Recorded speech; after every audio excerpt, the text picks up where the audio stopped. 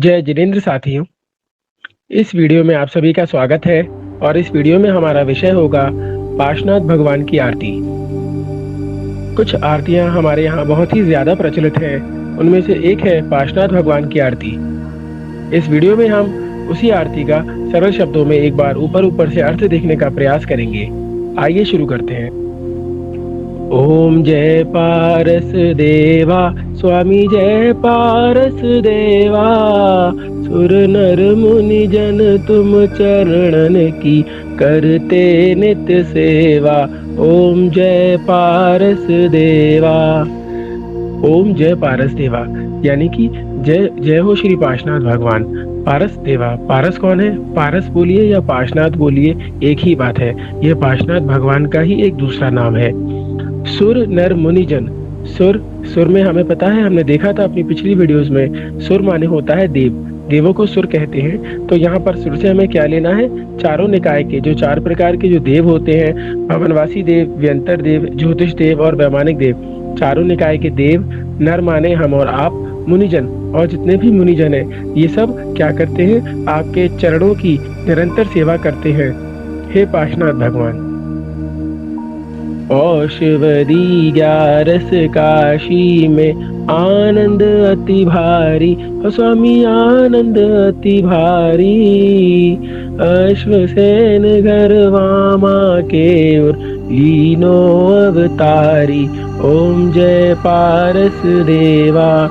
पौषवदी 11 काशी में, पौष एक महीना होता है जो कि सर्दियों में आता है, मतलब हमारे हिसाब से दिसंबर में आता है। तो पौषवदी 11, पौष महीने की जो कृष्ण पक्ष होता है उसकी एकादशी को या 11 को, कहाँ पर? काशी। वहाँ पर कैसा माहौल था?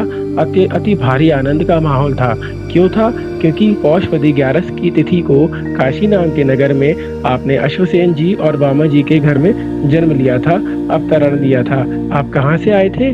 ये आप सभी को कमेंट बॉक्स में लिखना है कि पार्श्वनाथ भगवान कहाँ से वामा देवी के गर्भ में आए थे, उनकी पिछली पर्याय कौन सी थी?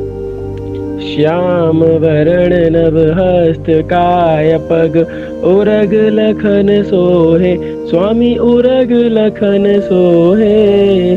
सुरकृत अति अनुपम षट भूषण, सबका मन मोहे। ओम जय पारस देवा।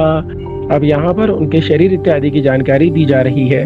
श्याम वर्ण, वर्ण माने होता है रंग, शरीर का रंग। कैसा रंग था पार्श्वनाथ भगवान के शरीर का? श्याम वर्ण था, काले रंग के थे। और नव हस्त काय, काय माने शरीर, हाथ, हस्त माने एक मेजरमेंट की यूनिट होती है हाथ, जो कि करीब 1.5 फुट का होता है। और नव माने 9 हाथ का उनका शरीर की ऊंचाई थी। उनके चरणों में, उनके दाहिने पैर के अंगूठे में एक उरग माने सर्प का लखन, लखन माने लक्षण था या शुभ लक्षण था या चिन्ह था, जिसको देखकर इंद्र ने ऐसा निर्धारित किया था। सुरकृत अति अनुपम षट भूषण, सबका मन मोहे। पहले ही पार्श्वनाथ भगवान जो थे, उनके जो शरीर की जो बनावट थी, जो उनके शरीर का संस्थान था, संघनन था, आकृति थी, रचना थी, उसकी कल्पना भी नहीं की जा सकती, उसकी उपमा भी नहीं दी जा सकती, इतना सुंदर था।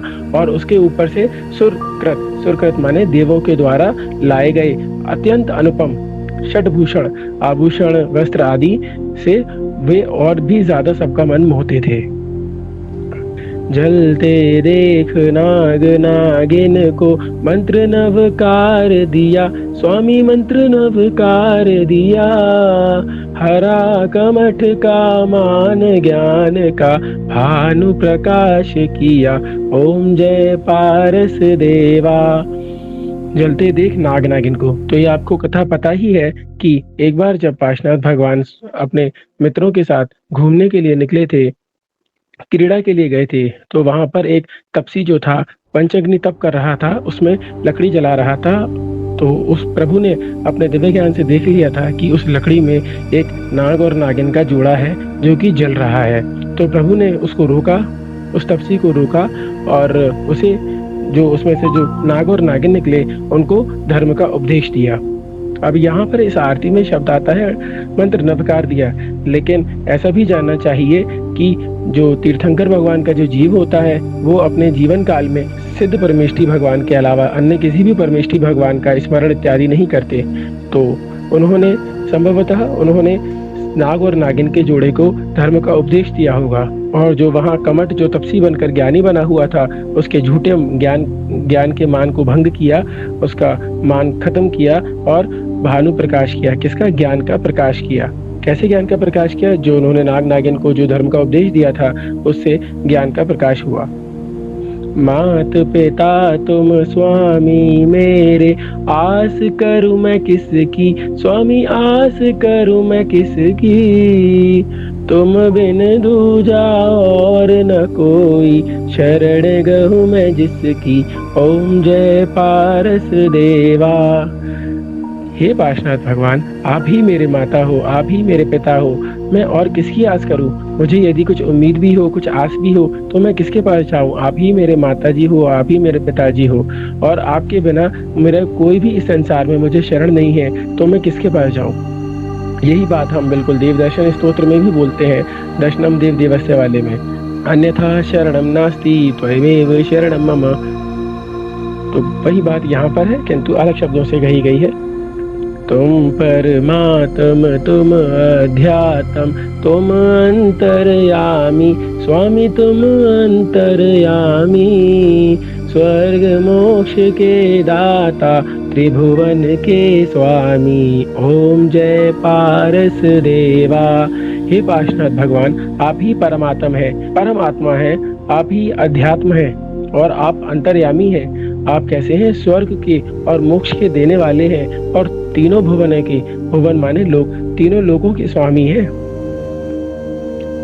दीन बंधु दुख हरण जिनेश्वर, तुम ही हो मेरे स्वामी, तुम ही हो मेरे। दो शिवपुर का वास दास हम, द्वार खड़े तेरे। ओम जय पारस देवा।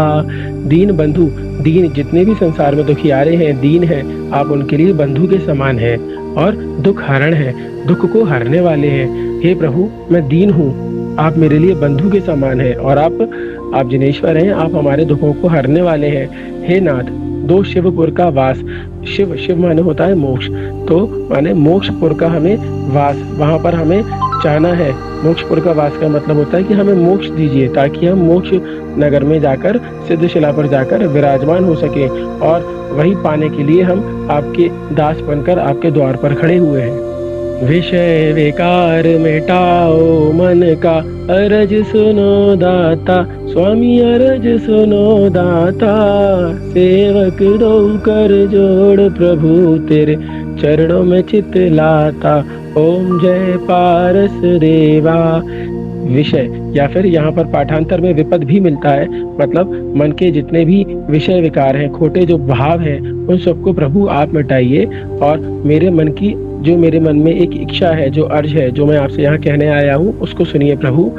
आपका मैं सेवक हूँ, और दो कर माने होता है हाथ, मैं आपका सेवक अपने दो कर जोड़ माने दोनों हाथों को जोड़कर भगवान आपके चरणों में चित्त लाता हूँ, अपने हृदय को आपके चरणों में रखता हूँ। यहाँ हम बार बार एंड में बोलते हैं ओम जय पारस देवा, माने जय हो श्री पार्शनाथ भगवान, जय हो श्री पार्शनाथ भगवान।